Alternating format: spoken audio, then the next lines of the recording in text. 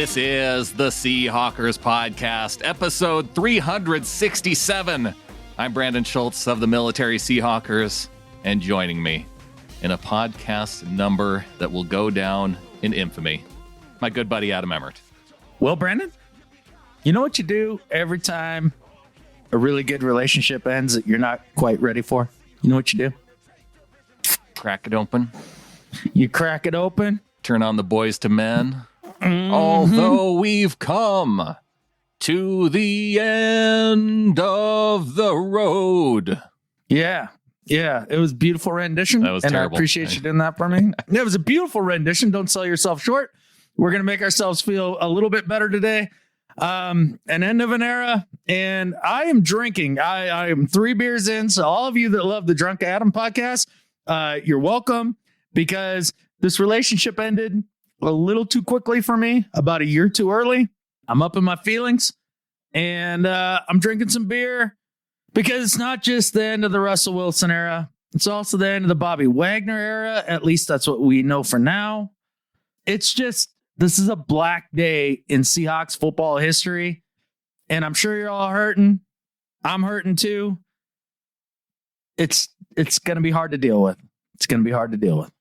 Yeah, Tuesday, March 8th, 2022, the Seahawks rip off the Band-Aid. They trade Russell Wilson to the Denver Broncos for 2 first-round picks, 2 second-round picks. Yeah. They get 3 players from the Broncos, and then they swap a 4th and a 5th-round pick for some unknown reason. Maybe we get to keep one of those picks if one of those 3 dudes fails a physical or something. I don't know. Who knows? It doesn't matter. It doesn't matter. The 4th and 5th round picks don't matter. The big move is losing Russell Wilson. Bobby Wagner released as well. And I would have, 12 hours ago, before Russell Wilson was traded, I was more prepared for the Bobby Wagner news after the Russell Wilson news. Yeah. But I've been thinking about Bobby a lot this last week. And I had kind of come to the conclusion that he would at least be Carlos Dunlapped off the team for a little bit before maybe he comes back. Adam, what I'm trying to say is I'm not ready to say goodbye to Bobby Wagner just yet. But I am prepared with the Russell Wilson news being finalized. Yeah, it makes a lot of sense. I mean, those are the last 2 stalwarts of the Super Bowl run, and that whole era of Seahawks football. It's hard to see him go. It's going to be a whole cast of new characters and new voices coming forward. Now, we're going to get into all the Russ stuff. Now, hold on. We're going to get into all the Russ stuff. Okay. However, I have some solutions going forward that I'd like to present that I think are extremely solid ones and ones that I hope the team do. There is light at the end of the tunnel, and there are things that can happen and I hope will happen. And our team is going to be better off for it. I was going to say that. Are you kidding me? We could end up back in Super Bowl contention. Maybe in the long run, right? There's potential for goodness in the long run, right? Yeah, there is. But yeah, as much as I want to talk about Wags, we got to talk about Russ. Yeah. Like I said, I'm prepared to talk a little Bobby, but I'm not ready to say goodbye to Bobby yet. I need that. I need to just leave that door open for a little bit. Well, I understand that. That was much like when I popped on with you and Clinton earlier today. I had a rough night last night. Just couldn't sleep. Up all night. Ended up staying up with Brittany throughout the entire night. Just something was wrong in the universe. I could feel it.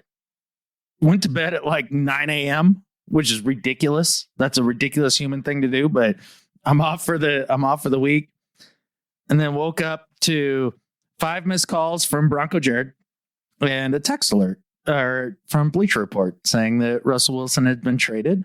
And 3/8/22, I think we can all agree, is the day that the shizzy hit the fizzy and the world is actually ending. The dollar is starting to collapse. There's World War III on the brink. Russell Wilson was just traded. The world is ending, gosh dang it. Those things are all equal. It's all equal. The world is ending. It's all over. The end is nigh. Oh, what a tough day.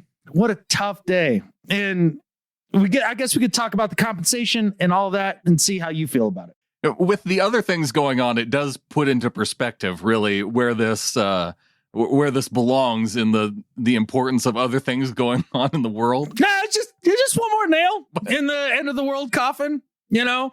I hope you all have an off-grid cabin like me and lots of beans, Band-Aids, and bullets. I hope you're good. Hey, we know where to find you. We can all consolidate up there. Some of you do. The people that know need to know, but the rest of you, well, good luck.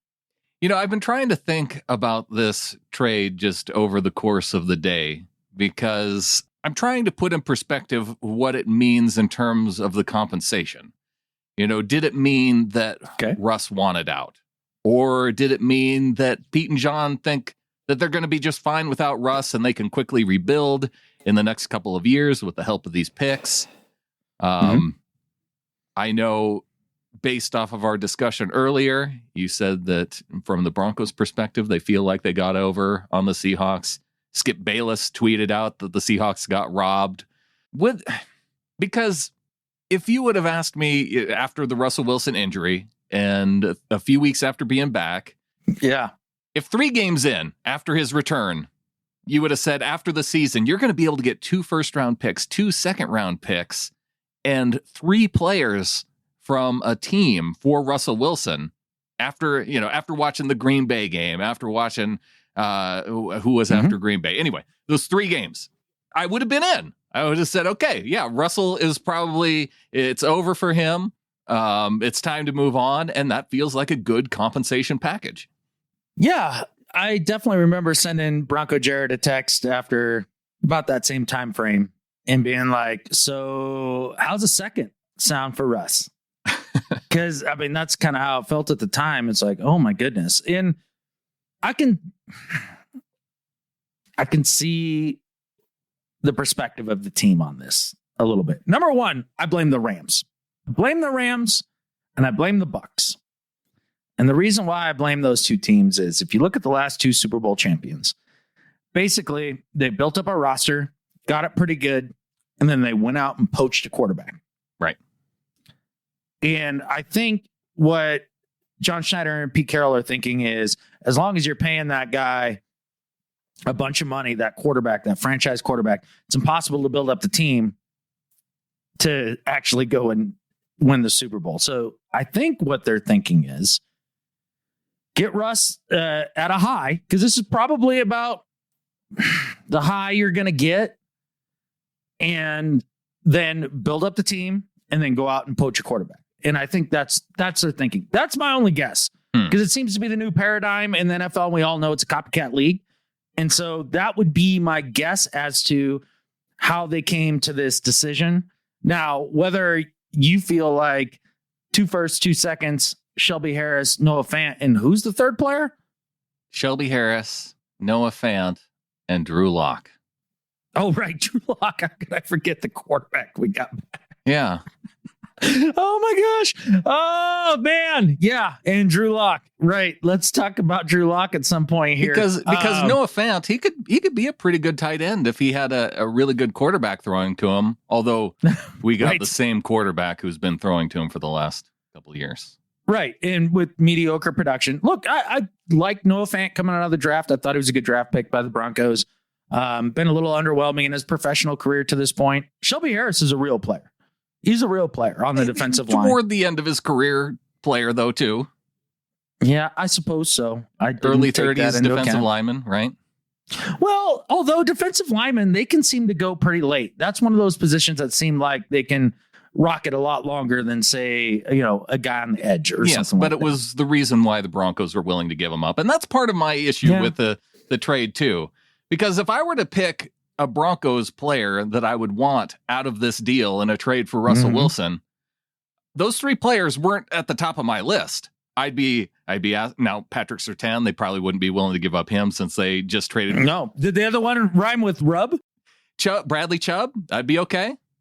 Javonte Williams, the running back that they got in the second round last year, he was looking real good. Any of those 3 guys, if one of those guys was in the package, I'd feel a lot better. I agree. Now, I guess you had to get a quarterback of some kind back, and that is Drew Lock, a guy that came out of Missouri, and he has arm talent, and he's made some wow throws. There's no doubt about it. He just doesn't seem to have it upstairs. And before all this went down, I went on a work trip with Bronco Jared talking about Drew Lock.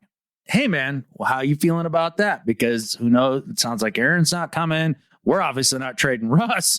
So what are you going to do? You trading for Matty Ice? What are you doing? Oh, well, I'd rather roll with Drew Lock. And, towards the end of the season, he figured out how to check it down a little bit.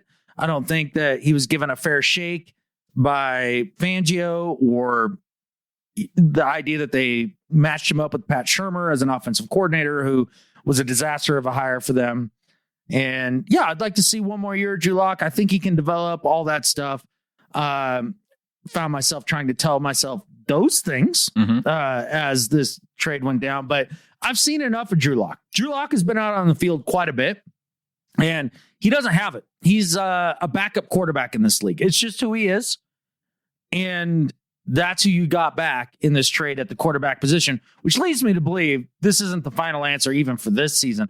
Maybe it is. Maybe it is for this season. They're going to tank and try to, have a high draft pick next year that they can parlay the low Broncos first rounder from next year into a quarterback. Maybe that's the way they go. I've got some ideas. We can talk about that later. But Drew Lock, not the solution. Never going to be the solution. Clinton Bonner texted us in our group chat, Geno or Drew Lock, which is better? Legitimate question. If now he's not under contract, and so he couldn't have been part of the deal, but I would have preferred the other Broncos quarterback, Teddy Bridgewater. I might still be in play. Unfortunately, everybody's talking about the cap savings. Well, all right, we save $11 million from Russ, but we also take a $26 million cap hit, dead money this year. Mm-hmm. Second biggest in NFL history, only behind when the Eagles offloaded from Carson Wentz. Wow. Huh. Yeah, that's what the Seahawks just did. Take that into consideration about you were trying to decide whether or not this was the trade compensation was an indication of how much Russ wanted out. Obviously, either Russ really wanted out, or alternatively, and this is how I genuinely feel, those last few games of the season when they started running the ball and they started winning, I think Pete looked at it and was like, look, I love Russ. I love having franchise quarterback and all that, but I'd rather have a team that runs the ball well, plays stout defense. We can put anybody that's an upgrade over Tavares Jackson back there and win a bunch of games and go to the playoffs, which is basically what we're doing now. Yeah. I think that's where it comes from. I do. It really does get to the idea of why would Pete approve of this? I'm thinking, yeah, he's a defensive-minded coach. Does he see the pieces of another Super Bowl caliber defense as part of this draft? And having 3 picks within the top 50, are you able to assemble those pieces to where you can start to build that? And then through next year, you have another 4 picks that are probably going to be top 50. Is that the mindset that he's approaching this from? Because if you're Pete Carroll, I had Sam Marcoux, Dolphins fan, text me and say, yeah, what'd Sam have to say? I'm curious to this. Yeah. He said, isn't Pete like 70 or what? What's he doing? Mm-hmm. Because yeah, it doesn't seem like the time for a rebuild. It doesn't, because I think we all kind of felt that this next year was Pete coaching for his contract, right? Mm-hmm. And I think in an ingenious way, this buys both Pete and John 3 years. Yeah. No matter what happens, it buys them 3 years to be in their position. Because now we're rebuilding. Oh, it takes time. Got to have continuity. Who else are you going to get? Yada, yada, yada. This is the weird thing to me, though, is that after the season was over and Pete goes into the meeting with Jody Allen, is this part of the pitch? If she was so unhappy with how things were going during the season, there had to be an approach that he was planning to take this offseason. Yeah. Trading Russ and getting picks, that seems like the the rebuilding route that you're going to pitch for your job going forward? I don't know. That doesn't seem like the approved way to go to me. The way the tea leaves have played out here, I would argue that Pete didn't even need to give the pitch. That Jody said, all right, you're signed for how many years? We're not moving on from you. Make it work. Same with John. And they said, okay, this is their plan. This is their plan. Now, I would have rather seen them run it back this year because I was closer to Pete's thinking that they were just a couple tweaks away from being a real contender for the Super Bowl. I really felt that. A couple tweaks on the offensive line, a couple tweaks on the defensive line. Find a corner if you can, but ultimately it doesn't much matter. And with Russ at QB, re-sign Penny or whoever else you feel like can provide you with that sort of production, and we're right there. I had the Facebook comment from a friend who's a Jets fan. He's like, well, I always thought you were at best the third, team in the division this upcoming year. And it's like, I humbly disagree. Now it's pretty clear that they're the worst team in the division, and there's really no argument. No, and part of that is with the expectation that Bobby leaves, but part of it is the idea that which guys are they going to allow to let go? Because, okay, is Dwayne Brown going to stick around now for? No. I wouldn't expect him to. Quandre Diggs, is he going to stick around? No, probably not. There's already talks of maybe trading away Tyler Lockett. And, I don't know if you're talking about getting, I don't know, what do you get for a Lockett? Because it's a pretty team-friendly contract that you'd be trading. Mm-hmm. You might be able to get a second or a third. And considering the depth of receivers, that's probably an okay trade to make. That stinks, though. I mean, gosh, losing, if there's Russ, Bobby, Tyler, man, it's taken a hit to possibly DK. Now, I could make the argument that he would be the one to keep, but he would also be probably your biggest trade chip for more firsts. He's the only guy that you would get firsts for, I think. And between him and Tyler, who's going to be the biggest headache dealing with losing? Again, I still think that the diva stuff is played up way more in the media side. For sure. Yeah. Played up for sure. I'm not trying to, make it a mountain out of a molehill. But what I'm saying is, in comparison, DK to Tyler, DK is not able to compartmentalize his disappointment with and frustration with losing the same way that Tyler is. That's exactly right. That's all I'm getting at. And I'm not even saying that makes him a diva. I'm really not. I'm just saying that's something to consider. Now, I think there are options that they could go with for a pretty quick reload. It's going to take 2 years, but I think there are options out there. So do you want to hear my solution to the quarterback problem right now? You send a fourth to Atlanta to get Matt Ryan into Seattle. Send the whole draft to Atlanta for Matty Mediocre. Yeah, let's do that. Better yet, let's go out Matt and Ryan sign able to hand off the ball and make a couple throws and play great defense with him at QB. You could. He made it to the Super Bowl. Sure did. Yep. He's like a healthy Jimmy G.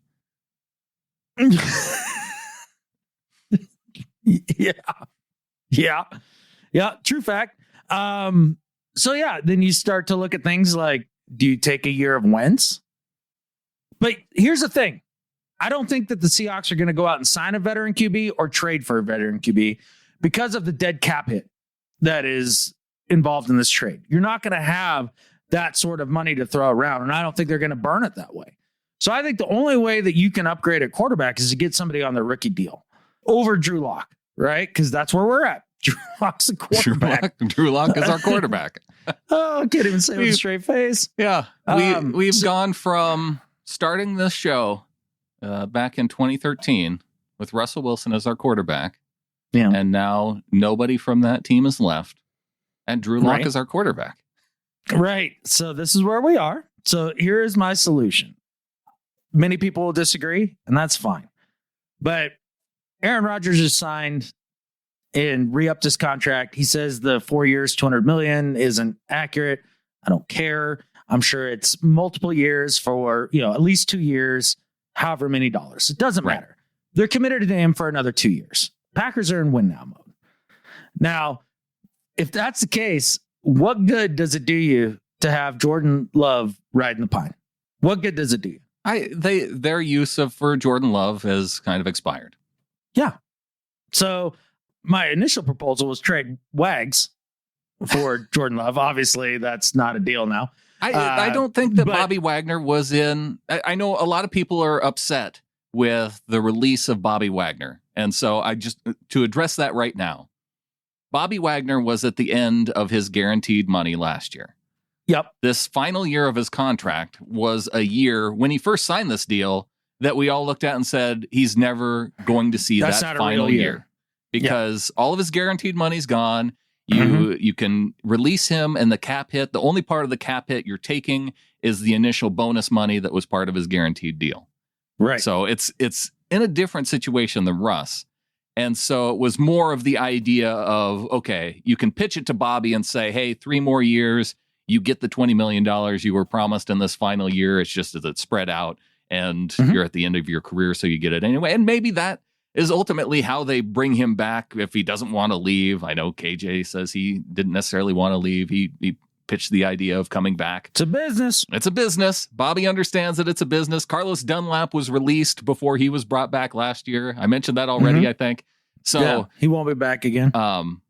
My point is, though, is that they weren't going to trade Bobby because I don't think that there was compensation out there. A team, unless they would be, say, like with the deal for Marshawn, if Bobby already had it lined up that he knows a dude on another team, he says, I want to go here, let's make it happen. And the GMs have to make this work so another team has an opportunity to call him, just say you're going to give me a 7th or, conditional 6th or something, and we make it happen. And I think that's the only way that you're going to get anything for Bobby. That's one way of thinking about it for sure. And he's released now, so it doesn't really much matter one way or the other. So what are you going to trade for Jordan Love? Picks. What do you think it would take to get Jordan Love off the Packers right now? I don't think I would be I'm just not sold enough on Jordan Love to where I'd be willing to give up picks for him. I would ride with I would ride with Drew Lock for 1 year, win our 2 to 3 to 4 games in 2022, and then take our top 5 pick along with all the other picks that they've amassed through these other deals and go with QB next year in the draft. I wouldn't. Okay. From the quality quarterbacks you see out of this draft, who knows what comes out of the next one? Now, going into the last one, I didn't know that Zach Wilson was going to be awesome. I didn't know that Justin Fields was going to be awesome. Right. So there's guys that potentially next year that you could look at and be amazing. But usually when they're drafted, it's what, a 50% success rate at best? Oh, yeah. Even for the top 3 guys. Right. Look, I watched all of Jordan Love stuff in college. I'm a big fan. Go back and watch that start, the one start he had against Kansas City. I did today. And what you'll be reminded of in that is Green Bay didn't help him out at all with a lot of scheme stuff. Right. And then secondly, Spags just sent the house at him every single time, and they had no answer up front blocking. That's not on Jordan Love. Still kept them in that game. Was a 1-score game at the very end. Right. Through a touchdown. I think that he's a hell of a competitor, somebody who hasn't had the opportunity to see the field, a lot like Aaron Rodgers when he sat behind Brett Favre. And on top of all of that, people will be like, well, I've seen enough of Jordan Love, blah, blah, blah, blah, blah. Oh, really? Really you have? But let's compare that with Drew Lock tape, because there's 20,000 more minutes of Drew Lock tape than there is Jordan if you're Love trying tape. To sell me between Jordan Love and Drew Lock, I will take Jordan Love all the time. But I'm telling you, what would it take to really pry Jordan Love away? What's the highest that you would have to give up? The Broncos first rounder from next year? What? It's going to be 27th? Well, I don't want to trade away the Broncos first rounder because the one thing that we learned. Why? Because the one thing that we learned from the Jamal Adams trade and the one thing that we learned from the Earl Thomas trade, where we got him from a Broncos first round pick, you're an injury away from that being a potential top 10 pick. Let's play the what's more likely game. Is it more likely that the Broncos are a 9-win and above team next year? Or is it more likely that they're 2 and, whatever it is now, 15? Yeah, I think that's more likely. Okay, but we also played. We played the more likely game with Jamal Adams already. I'm kind of tired of playing that game. Well, speaking of the Jamal Adams trade, the DCH texted me and we were talking about it. Boy, that puts that in perspective, doesn't it? Couple of firsts for Jamal, couple of firsts for Russ. That stings. If you want to feel just how bad it stings, Tyler at All About a Bag tweeted, he sent me a DM with at Jason_OTC's tweet, says, if we cross out the matching rounds, ultimately the Seahawks wound up trading Russell Wilson, a third, and Bradley McDougall for Jamal Adams, 2 seconds, Shelby Harris, Noah Fant, Drew Lock, and a fifth. Yeah, I guess that's one way to look at it. I mean, obviously they're separate deals, but it does make it feel like that the Jamal Adams trade was ultimately a overpay. And look, I think there's another thing that's important to do right now in this podcast. I say all sorts of things that end up being right. I genuinely do. I'm pretty freaking good at it. And we're good at it, Brandon. Sure. Me and you. We say a bunch of things that are right. We do. And we are usually right. But in this case, I was wrong. All the wrongs, 100% wrong. And I'm trying to wash this crow down with this White Claw and just try to make it feel a little less pokey as the bones go down. There were you had a few people. I was wrong. No, I had, because you're not on Twitter, I had to field some of the tweets of. You should have let me know about that, and then I could have put out a little video that you could have put on the Twitter to field all that, because that's not on you. Okay, it's not on you. It's on me. I'll take the clip from the YouTube, and I'll clip that out with you looking at the camera and saying that you were wrong, and maybe I send that out because it's my fault. At Haig tweeted at me and said, you told me this definitely wouldn't happen. And Joseph at New F Guy said, Adams' overconfident insistence that Wilson wouldn't be traded doesn't help his credibility. So, yeah. True fact. That's a true fact. No, you have to take that with everything that I've said that's right over the years and balance it against the things that I've been wrong against. This goes in the wrong column. There's no doubt about it. There's no running away from it. There's no lack of accountability. I was 100% wrong. And, I'm probably not going to trust much that comes out of Pete's or John's mouth or really anybody from the organization anymore. I mean, Russ last too. year, I would have thought, well, Russ too. But last year, I was like, it might happen. I don't think it's going to happen. That sort of thing. Please, God, don't let this happen. This year, with the way everything was and all of that. Pete's saying, we're good now. Russ and our communication is great. Yada, yada, yada. After the Super Bowl this year was a totally different vibe than last season. 100%. And just think about Pete's presser mid-season where he talked about, I wouldn't have won like this without Russ. Yeah. And, him standing up at the combine just 5 days ago, 6 days ago, saying we have no interest. No intention, which that rings a little false. Really, Pete, did anything change between your press conference and now? Like all of a sudden you had no intention going in to that press conference. And yet here we are at less than a week later. Do you look at the Broncos, what they're giving up as a Godfather deal? No, I could leave that for sure. Yeah. And that's what I thought. I thought it would take a Godfather deal. Hearing from some other people, though, it sounds like they feel that this deal is fair. Again, I talked to Sam, just texting him before we got on. And I was curious. I said, from an outsider's perspective, does this feel like a deal that's fair?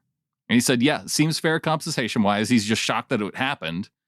And I said, well, now as a Dolphins fan, if you saw that you were giving up 2 firsts, 2 seconds, and a couple players, maybe even throw in Tua, and maybe because you're getting a first-round quarterback there rather than Drew Lock.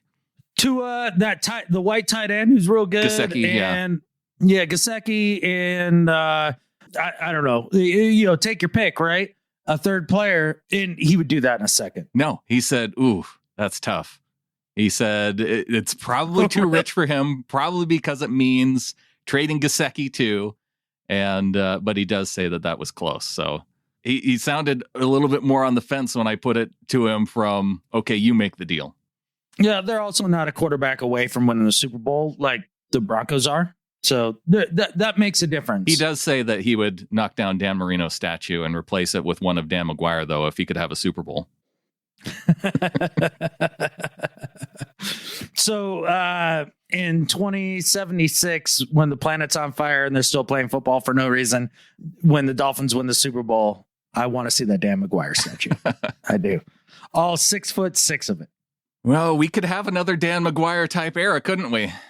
Well, that's the thing. You're giving up a known quarterback commodity for the unknown. And this is a difficult position to be in. And look, I've been pretty good at identifying quarterbacks. So what I'm going to need to put out there is that both Schneider and Pete, like, you made the decision. I don't like it, but hey, if that's where we're at, okay, fine. Going forward, my services are available. I'll give you a number to where it makes sense, but I can help you find the next quarterback. I honestly believe that a Jordan Love trade would be a really good deal. Now, the idea of bringing in a bridge quarterback, which is probably the route that they'll go. Like, who are we looking at? Mariota?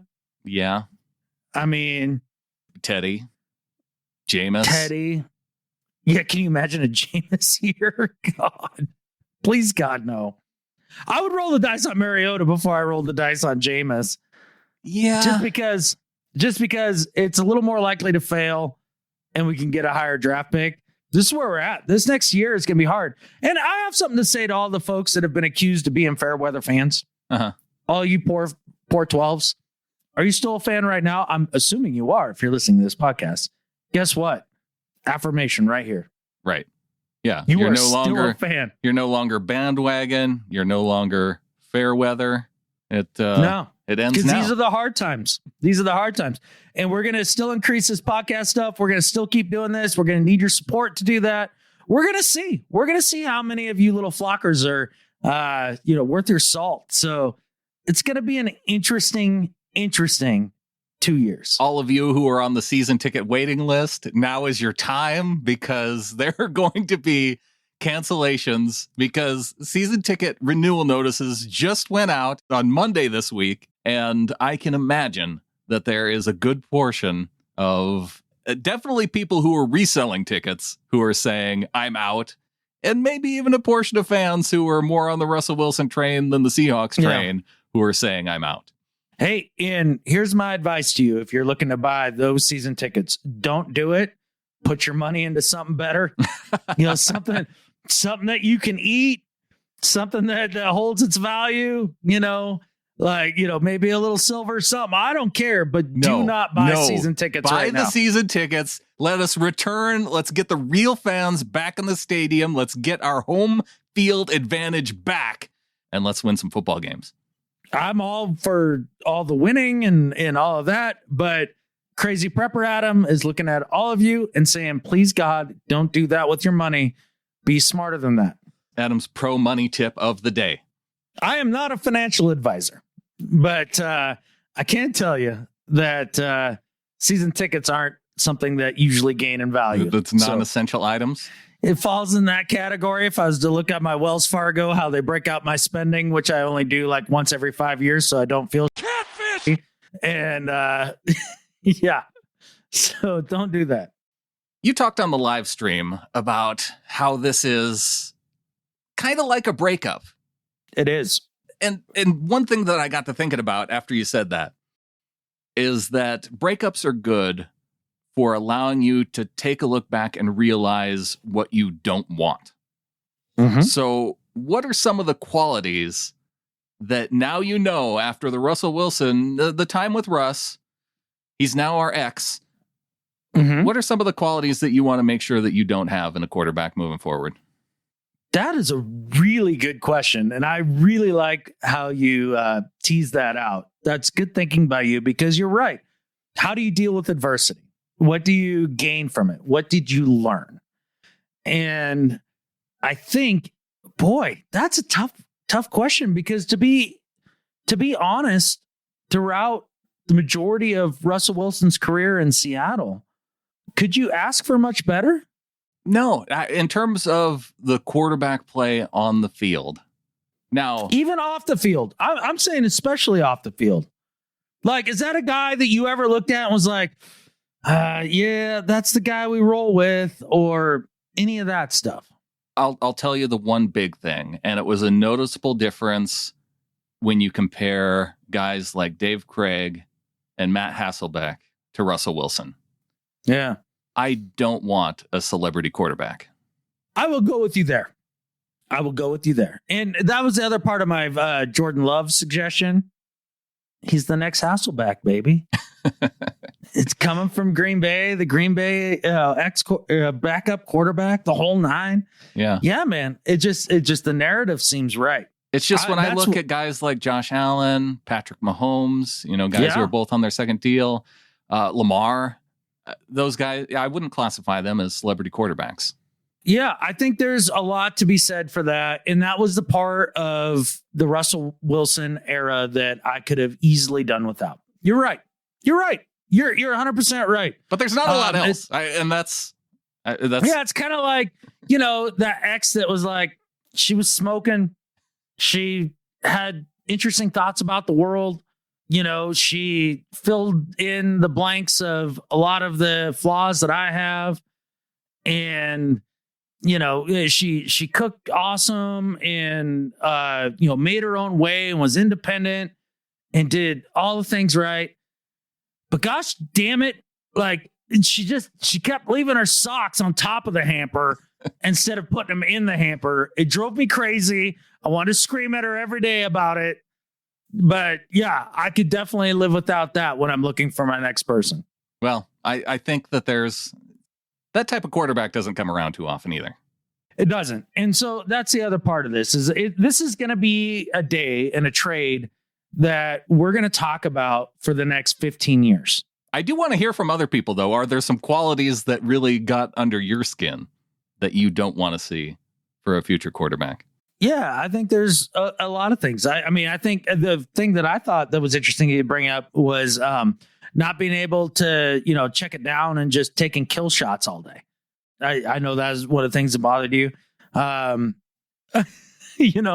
much as you defend it for the whole time he's here, I wouldn't mind a little bit of a taller quarterback that can see the middle of the field a little better. I would like to see that. Yeah. I do wonder if that middle of the field issue was a Russell Wilson issue or a Pete Carroll, a risk aversion type move. If throwing over the middle produces more turnovers, so we just avoid throwing over the middle. I guess we're about to find out, aren't we? Yeah. Because we get to see Russ in that Denver uniform with an offensive coach who is going to employ an offense that Russ is very familiar with after running it for a year. And it's going to be interesting. Look, the Broncos are set up for success, and Russ is probably going to have success there. And we're all going to have to deal with that. But what we're all also going to have to deal with is adversity. And this is where we're at.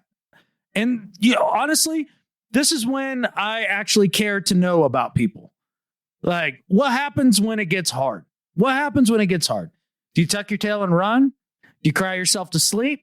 Do you stand up, brush yourself off, and look for what's next? Do you appreciate the things you had in your past? Go back and do just what Brandon did and have a little self-reflection on what didn't work and what you can do better. These are the things that we're all going to get to do over the next couple years, and the organization is going to get to do. And this next 2 years is going to be so defining for us as fans. It's going to be very defining for Pete. It's going to be very defining for John. And we're going to find out. We're going to find out what the next step looks like and what True Grit is really made of and who has that and who doesn't. How did we rank the most likely options? Because wasn't it, I don't know, a handful of episodes ago where we talked about it being more likely that all three, John Schneider, Pete Carroll, Russell Wilson, run it back, whether it's Russ and a new coaching staff. I can't remember what was our three rankings. How did we? I can tell you this. The least likely was that the team was going to get rid of Russ. Was that the least likely? Maybe it was. It was in my mind. Yeah. Okay. And without going back and listening, I don't know, but that felt the least likely to me. Yeah, that's you probably... just don't let go of a generational talent at quarterback. The only thing that I can think of is the reason why you would do that is that you think it's near the end.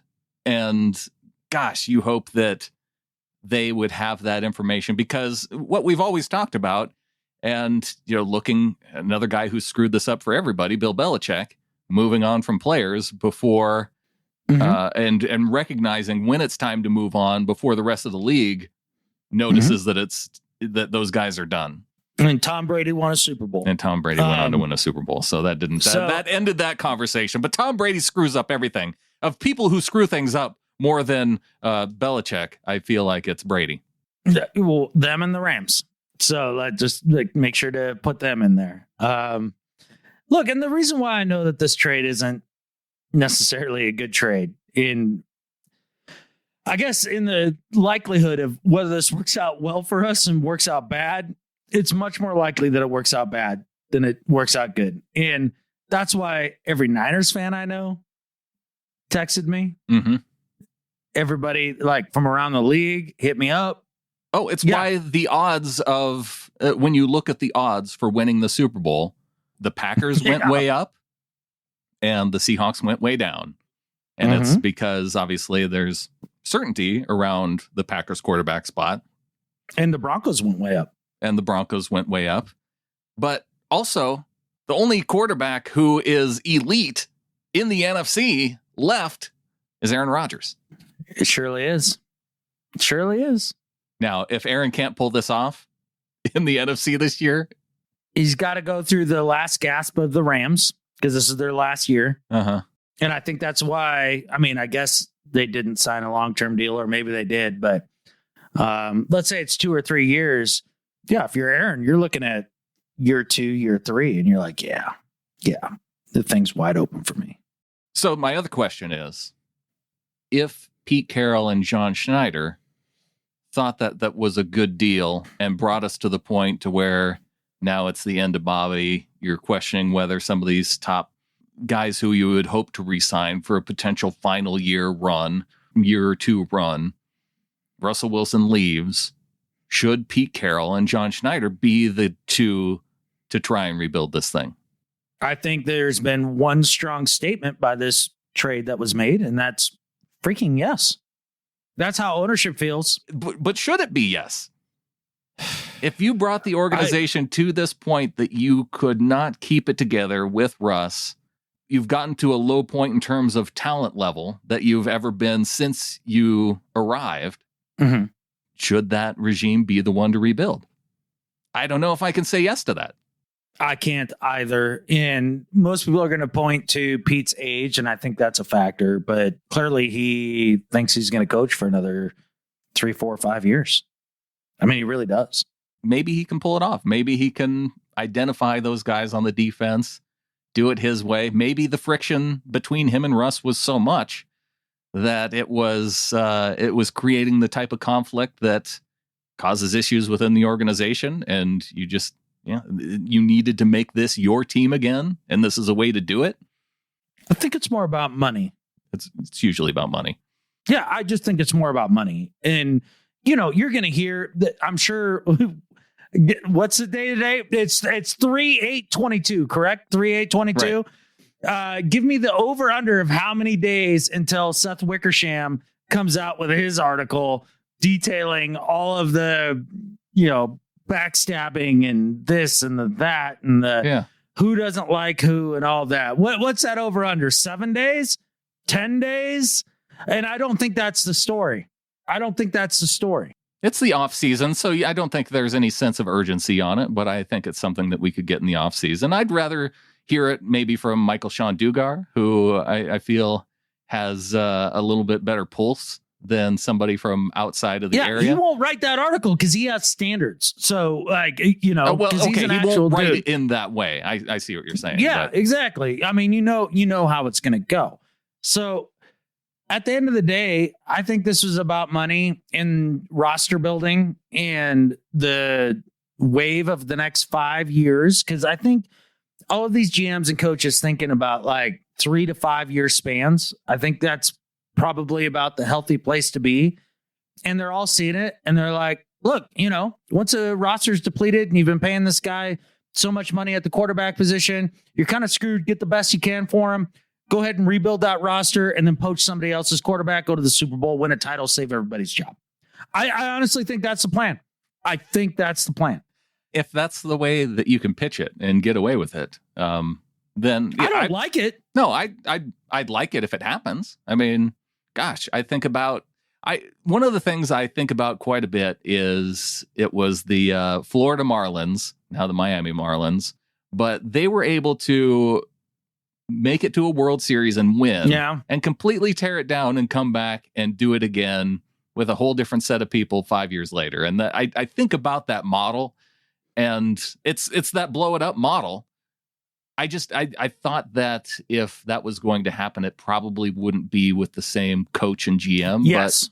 But hey, they did it once. So I guess we'll find out, and we'll know pretty quick if it's trending in that direction. I guess. I don't think much is going to change in terms of up top for at least 2 years. Oh yeah. No, I wouldn't expect that. But I mean, in terms of the product on the field, if we start to see progress within the next 2 years, we'll know. Yeah, maybe in the next 2 years, but you're not going to see progress this year. You're not going to see it. If they win 7, what if they win 7 games this year? Then that's a fail. Yeah, because they didn't lose 15. Exactly. No, yeah. I'm dead serious. Yeah, that's why part of this compensation package needs to be the fact that the Seahawks have the top 1 or 2 pick going into next season. Great. Now I get to root for my team to lose. This is going to be great. Can't wait. I'm not rooting for my team to lose. I want to see a lot of young players out there playing and getting experience and seeing progress with this new group. The football purist in me, like, I enjoy that process of watching a Richard Sherman type of player start to blossom, watching Cam Chancellor step into his role and become who he is, having Marshawn Lynch, be a guy they traded and infuse some energy all of a sudden, and all of that, give you some identity. The process, it can be fun. And, it's a lot like the scene from The Fifth Element when Gary Oldman, the bad guy, knocks a glass off of his desk and basically talks about how by destroying things, he's creating creation, right? Like, by destruction comes creation. And that's what we get to look forward to. Yeah, look forward to is look ahead to. I don't know. Well, however you want to term it. And this is how you deal with adversity or you don't. It's either the next opportunity or it's not. And this is our next opportunity. I have an idea of how I'd like to see that go a little bit. Go get Jordan Love. Go get him. Okay, you've probably talked me into that being maybe the best quarterback option that's out there right now. It's one that makes sense in terms of money. It also makes sense in terms of potential talent. It gives you a year on his rookie deal to trot him out there and see what you got. And if you're not sold, great. You lost a bunch of games. You have a high draft pick. Go get that quarterback. I feel like, though, for Jordan Love, you're probably competing with the Steelers, the Colts, maybe. I mean, really, what's the high end of compensation for Jordan Love is a bottom end first round pick. right about where they picked him. Yeah. That's the high end. Okay, then let me compete in that market. I that's fine by me. Go ahead. All right, Steelers, offer up a high third and a fifth. Okay, you just whatever it is, you just top it. You just top it up to the level of a late first round pick, and nobody's paying any higher than that. That's just markets, man. What about reuniting Jared Goff and Shane Waldron? My pause is long for a reason. I'm glad we're not sitting in the same room together because I feel like you would punch me. I think I would have. Not in the face, though. Probably more like in the chest. Not even in the gut, because that's how Houdini died. I wouldn't do that to you. Like, I punch you in the chest. Not real hard, just enough to get your attention and be like, shut the catfish up. Never say that again. That's almost as bad as you being like, oh, they're going to give up, a fair amount of that draft capital for Kirk Cousins. Look, when I woke up this morning, I wasn't thinking about all of the other options at quarterback that I would have to consider with Russell Wilson Certainly on the team. So now it's the end of the day, and all of these terrible thoughts are going through my head, and now they're coming out of my mouth. Yeah, I get it. I went through all those terrible thoughts, found a good thought, and then I put it out here on the podcast. Go get Jordan Love. I'm telling you, the guy can play. He can play. Because the other options are Matt Ryan and Jared Goff.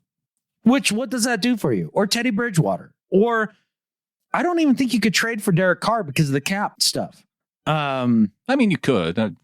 Possible. And please God, the next person that looks at me and says, Deshaun Watson, I will punch you in the face, not the chest, because I don't want that guy anywhere near my organization. In fact, if they do that with Watson, the future of this podcast is cloudy. I don't know that I could watch this team. That would be something that I would legitimately boycott. And it's a lot like when we all found out about Bill Cosby, and it was like, wait a second, he's the Cosby Show dad. He's Mr. Huxtable. Like, this can't be, and we couldn't wrap our head around that. That's the same thing with Deshaun Watson, the squeaky clean image, all that. Turns out he's a skeezer. He's a skeezer. Like, don't want him. Nowhere near this team. Please, God, no forever. Please do not touch him. That would be the one thing that would probably make me walk away from this. I'm not even joking. I would have to take more of the compartmentalized approach. I mean, similar to when Frank Clark, we worked through that issue. Sure. And she also came out and said how she felt about it, which, wasn't. It's within the family one-on-one type situation, whereas this is Deshaun Watson in 22. She didn't take him to court. Yeah. Like 22 other women have taken Deshaun Watson to court. 22. Once is a coincidence, twice a trend, 3 times as you brought him, 22 times is like, it breaks the scale. It breaks the scale. Like, so anybody who suggests that, shut your mouth. And if you would actually cheer for that guy in your uniform, you probably have some soul searching to do. That's all I'm saying. It would be a tough guy to cheer for. Impossible guy to cheer for. Impossible. He is the most talented guy out there, though, and somebody's probably going to sign him. He's got some talents at massage parlors, too. Allegedly. Allegedly 22 times. Yep. Make of it as you will. So, yeah, that is a non-starter. That would be one of the things that puts me over the edge. I probably would take off my fandom for that. It's good to know you have a line. Now we know what we... Yeah. Like, if we want this, harassing women from a position of power multiple times over and over and over and over and over and over. I don't know how many times I have to say over to get to 22, but over and over and over. Like, yeah, that's the line. It would be like if Ben Roethlisberger were to come out of retirement and say, you know what, I'm going to go to the Seahawks for a year. Yeah, I think I'd have to take a year off. What did he have? 2 accusations? I feel like it was more solid too, but I don't know. I don't feel like it's any more solid. I think they're both equally as solid. It's been longer since that happened, so I was trying to. Neat. No, that's why it's been longer since Ben, so it's not as fresh in my mind how it went down. But it's still, I get the skis. I get the skeezy vibes with Ben, is what I'm saying. That would leach into my fandom. Well, that's because you have good instincts. You know what? We all have our lines. We all have our lines, and that's definitely one for me. Now, does that mean that there aren't other options out there? Absolutely not. There's all sorts of other options. There's ways we can go. It is going to be interesting, folks. Like, I can't believe this just happened. This is where we are. I'm 5 beers in. We'll see if we make it to a full show. This might just be a first half show that we put out because my better at life and do betters and all that doesn't fucking matter anymore.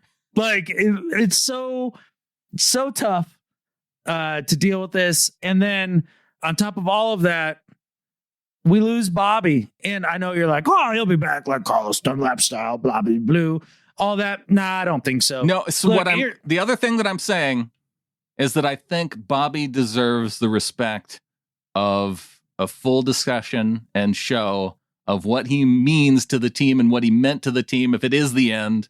And I'm not ready to say that it's the end until I know for sure that it's the end. Okay, well, he's released and he's not on the team anymore, so that's ended. And if he comes out and he says that he's retiring in a week, then I want to do the Bobby Wagner, the thank you show, the one that we did for Cam, the one that we did for Marshawn, and do that for him and recognize Bobby in that way. And so, again, I'm holding back here. Give the team some credit. Give the team some credit because they decided to go this route and they released Bobby instantly to give him the chance to go out and sign on with a contender if that's what he so wants to do. They gave him all the options that they possibly could, and it really did him a solid by releasing him this early. So I'll give the team a lot of credit there. That's a classy move. Although maybe it's not so classy. Maybe it's, we traded Russell Wilson, and then like later this evening while we're all sitting down and half drunk and crying in our beers over our breakup, then they are like, oh, I'm Bobby too. In a way, I respect it because it rips the Band-Aid off right away. And yeah, I get to feel it all in one day rather than spread it out. Yeah. Let's get to the second half of the show. Getting into the second half of the show, Jason Harding came in with a comment on our live stream. And this is, again, I'm not ready to say goodbye to Bobby. And maybe it's because I'm kind of with Jason in this. He says, in the end, Bobby hurts more. I could get there with you. And I think that's why I can't go there quite yet. I can't argue with you. I mean, if it hurts more to lose Bobby than it does Russ, like, I feel you. I do. I'm not sure that I can quantify it one way or the other. It's an end of an era. 3/8/22. And I thought of another, because I was looking in our Do Better channel, because Josh DeHuman came in and said, do better to Russell Wilson for actually deciding to leave the Seahawks, because yes, he had a no trade clause, and so he had to approve it, and it was his choice. But just a couple posts earlier, I thought of another ex-quarterback thing that got under my skin a little bit. The neutral mindset stuff. Ah, there it is. Yeah. No, that did drive you crazy.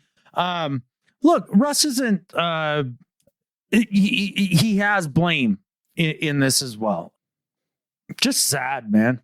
Just sad. That's the best way that I can put it. And, we've got years to deconstruct this, and we've got the whole off season to get through our 5 stages. Sure. Like any good breakup with somebody before you were ready.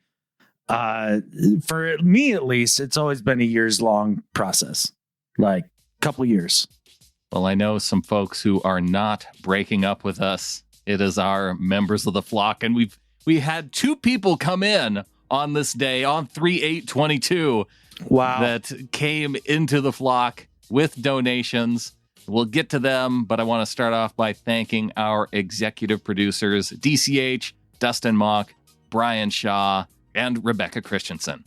Hell yeah, man. I mean, Bloomy, Hong Kong Hawk, he had mentioned in a comment, he's like, you still get my 12-12 forever, man, and like all that. And it means a lot.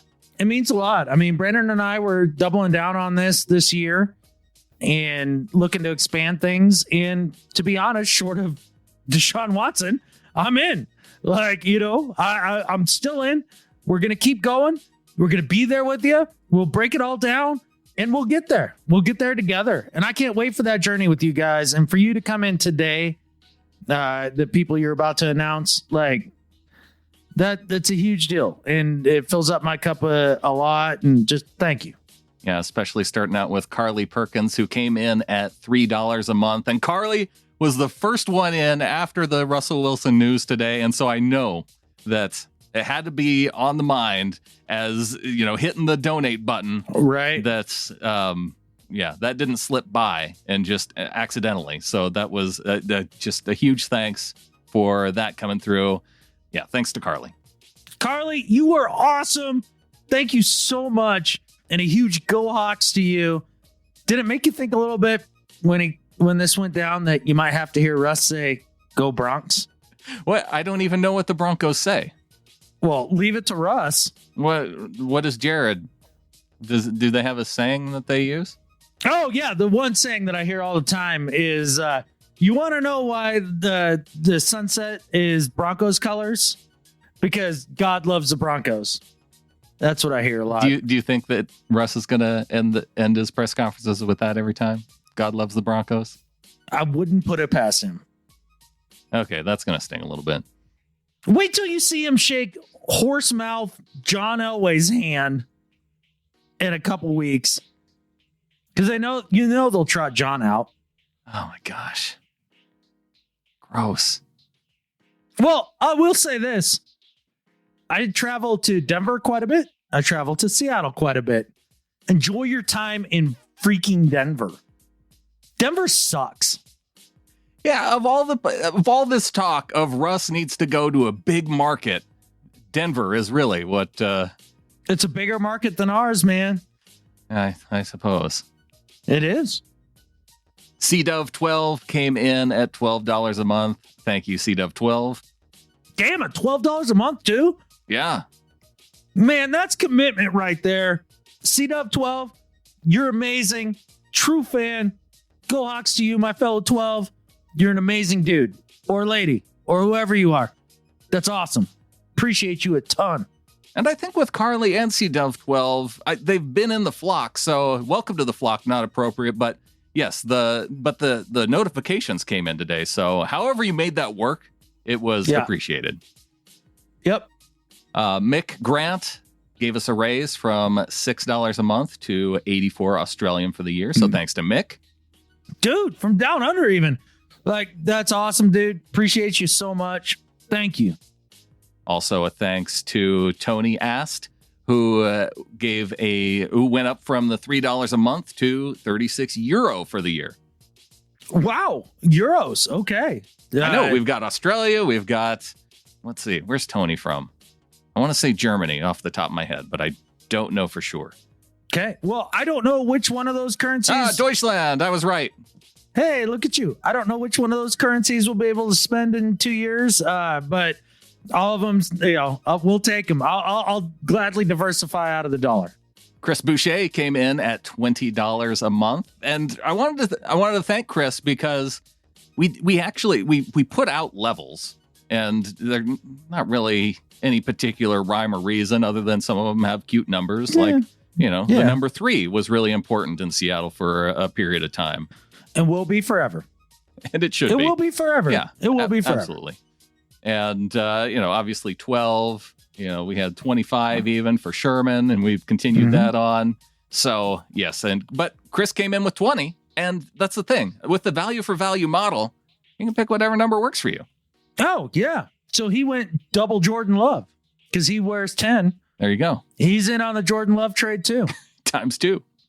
I figure if I just put this out enough, it might reach back to, Seahawks headquarters and maybe they'll do my bidding. So we'll see. Maybe we need to listen to Adam on this quarterback stuff.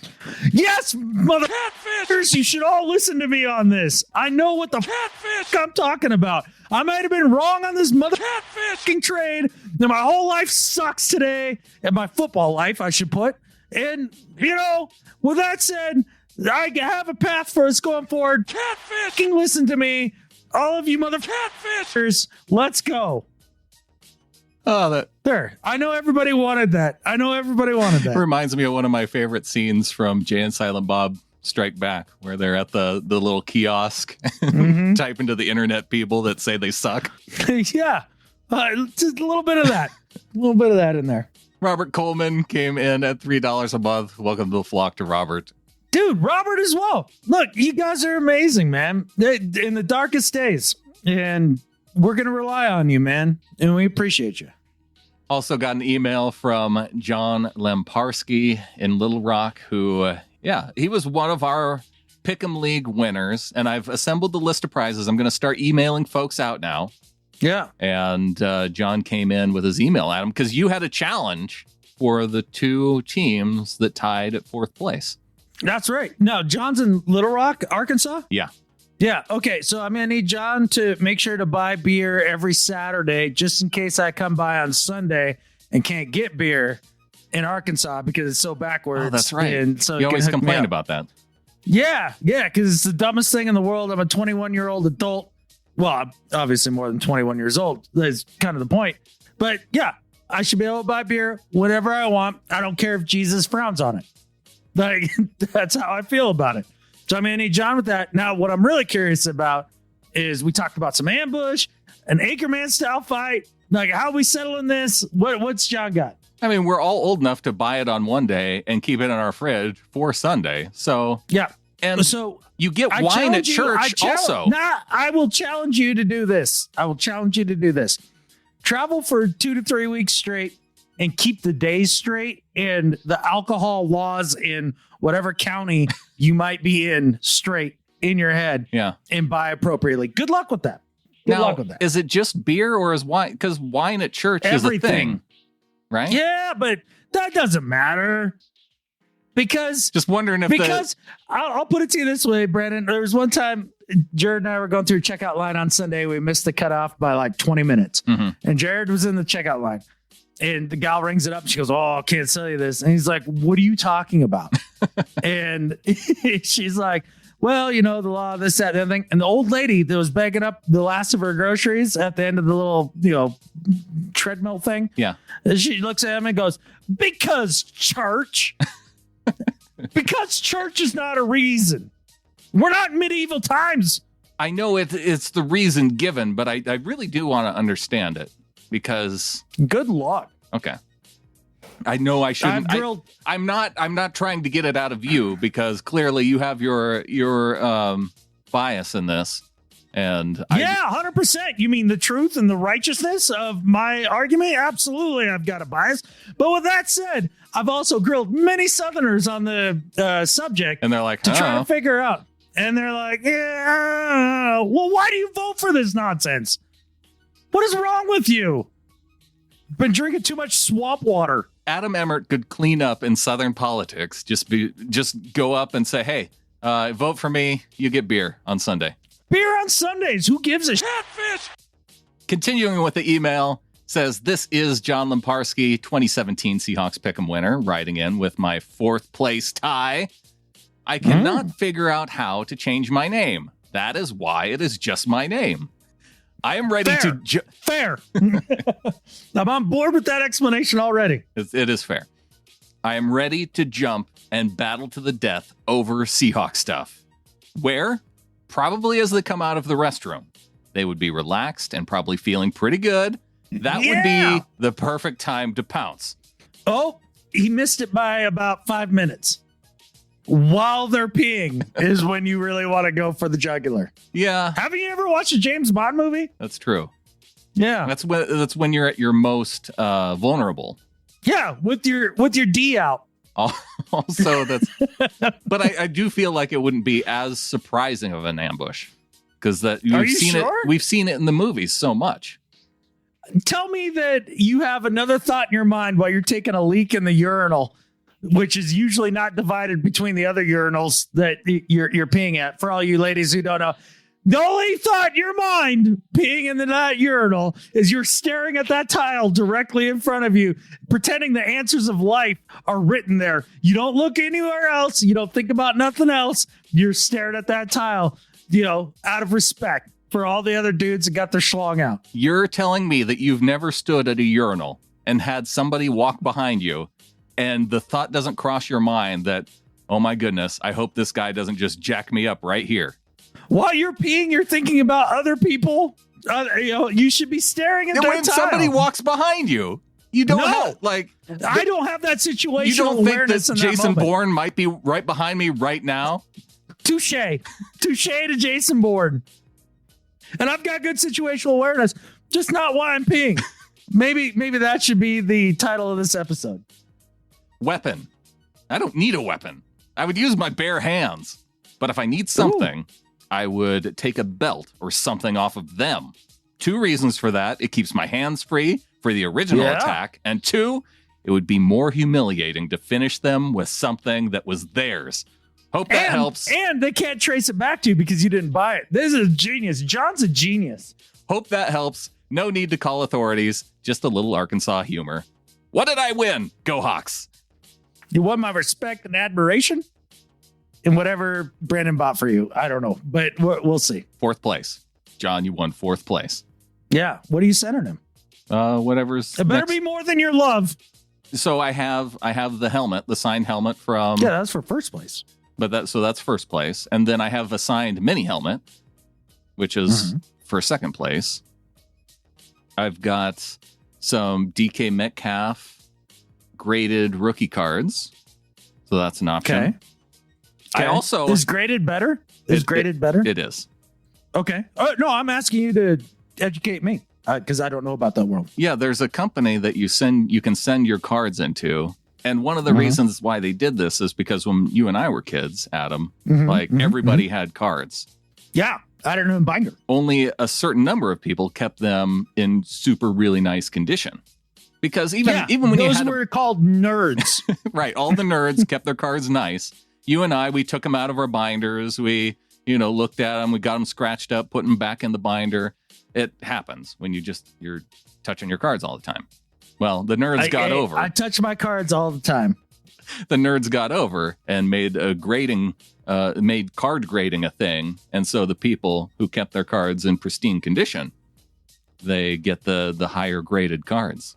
The only thing that I'm confused about is that I would figure nerds would be touching their cards, but I guess they did not. They have more restraint. The other thing, if you remember when we were kids, is that they did a really crappy job of cutting the cards sometimes. And so like the picture would be on wonky on the card. And so the ones that are perfectly centered, you get higher grades on too. Really? You don't get more money for the wonky ones? You don't get more money for I've kept some of the wonkiest ones though. Yeah, you think that'd be worth some, for rarity's sake? I don't know. This whole industry is weird to me. I want to say it was William Elliott, and like he was a no-name Oiler, but I had the card is so uncut that you can see like the cropping marks from the page. Nice. On the card. That's hilarious. I kept that one. Yeah. I like John's style though in this fight that he proposes to bring. Yeah. Although maybe have a backup weapon, like, something in the sock or something. Because he was just going full, he was going full Jason Bourne, which again, hard not to respect. I respect it. Also, dealing with a lot of Arkansans, I believe it's within his power. I think it's in there. I just want to say, next time you're down there, coming out of the bathroom, watch yourself. I will. John might just choke me out. I like that John has the respect not to do it though while you're doing your business. Sure, I think it's a missed opportunity, but hey, man, it's all good. Less witnesses too. On to do better and better at life. Sweet. My do better. I don't know what it is because I didn't look it up again because I didn't care coming into this episode. Yeah. Now we're into the drunk Adam part of the podcast where I've had about, we're going on 6. All right. Do better. Do better. Do better to the Seahawks franchise for ripping my heart out this week. Do better to Russell Wilson for ripping my heart out this week. Do better for only winning one Super Bowl during this era that should have been at least 2, if not 3. Do better to the trade compensation that we got back in a market where there's no quarterbacks to be had. Do better to all of this on this stupid, dreary, snowy March that I'm dreading because I hate March in Montana. This is another reason why I'm going to always forever hate March. Catfish this month. Catfish this day. Catfish everything that's happened today. Catfish. Damn it. Do better. After that, there is nowhere else that we could go with this show. So I think with that, but no, even better at lives. There's only one thing left to say. go Hawks. Go Hawks.